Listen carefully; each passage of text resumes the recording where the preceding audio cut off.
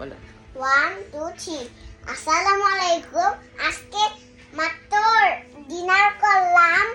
এখন পাপার জন্মদিন। আজকে যে আমার পাপার জন্মদিন, আমি এই জন্য কেক কাটবো। অনেক দিয়েছে। বলো many many happy returns of the day.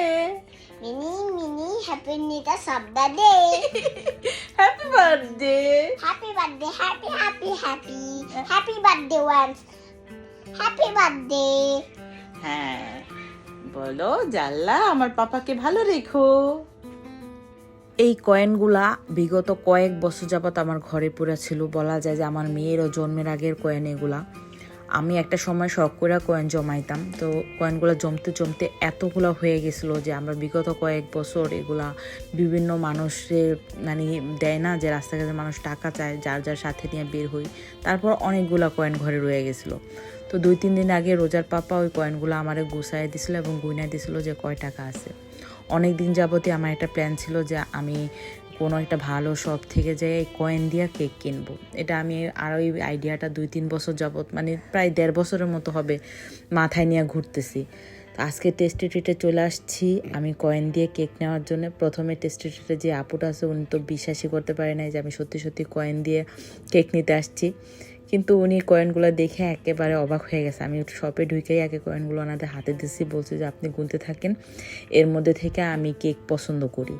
তো ওনার যেটা হয়েছে মহিলা মানুষ, আমি যেরকম কয়েন গুনতে পারি না উনিও পারে নাই, যার জন্য আরেকটা ভাইয়ার হেল্প নিতেছে। তো দুজনই আজকে ছিল না, আর কেউ ছিল না, যেহেতু একদম রাত 10টার দিকে আসছি।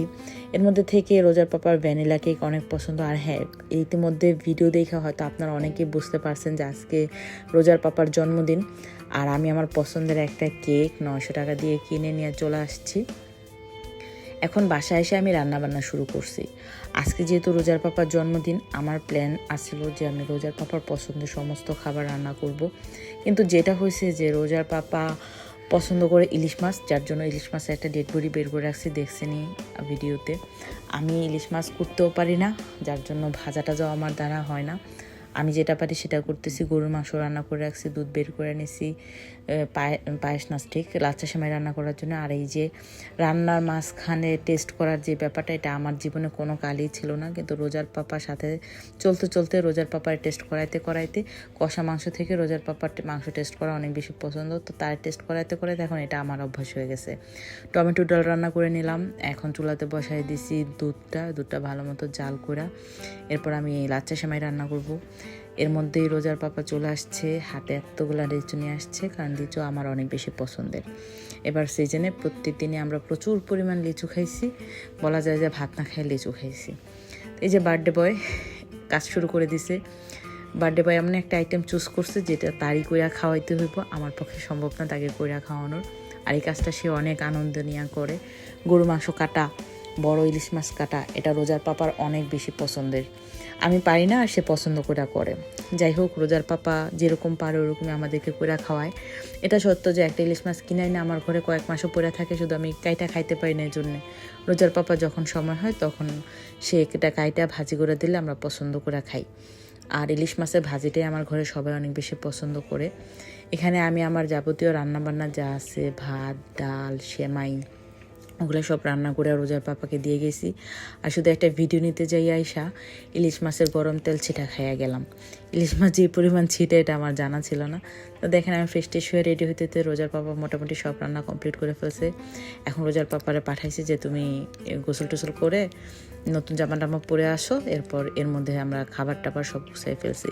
আর আজকে খাবার দাবারগুলো সব বিছাই নিছি, কারণ বেডরুমে এসি আছে, গরমের মধ্যে কেউ বের হতে চাইতেছে না, আর আমারও ভালো লাগতেছিল না, যার জন্য আমরা বেডরুমে বসে নিছি। আর এখন হচ্ছে কেক কাটার পালা, রোজার পাপাকে নিয়ে আমরা কেক কাটবো।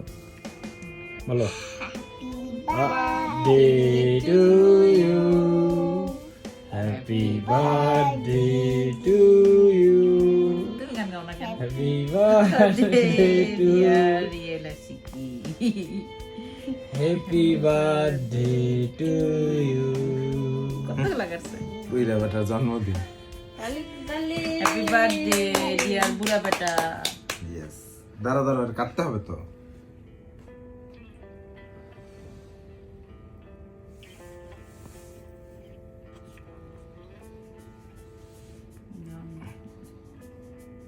হইছে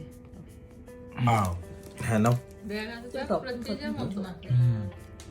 রোজা কেমন মজা কেমন মজা ওয়াও পড়ে যাবে